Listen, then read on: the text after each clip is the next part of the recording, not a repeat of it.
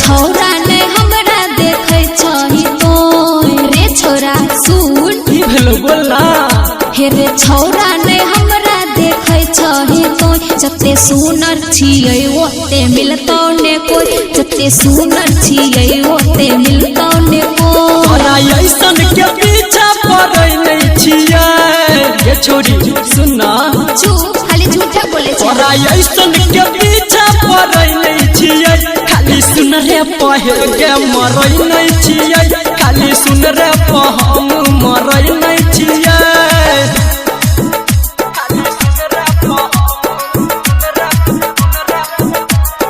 music by DJ Umesh Shukipur Bazar किया करे छही सुन घुमन छौरा रे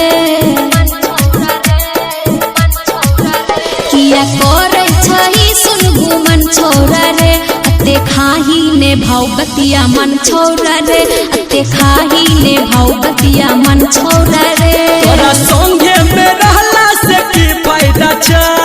ये छोरी बोल लगे नहीं पता देखी तोरा संगे में रहला से की फायदा छै पीछा करे नहीं हमरा पैसा ज्यादा छै पीछा करे नहीं हमरा पैसा ज्यादा छै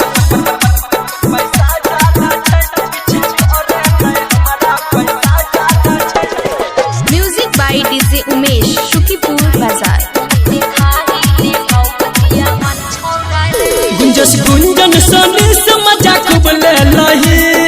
ये छोरी की मिलो संदीप सुमन रंजित से मजा खूब ले लही एलो गौरव के बारी तो सजा दे लही एलो बबलू के बारी तो सजा दे लही केलियो गलती छियो दुखी छौरा रे सॉरी बाबू मान जो ना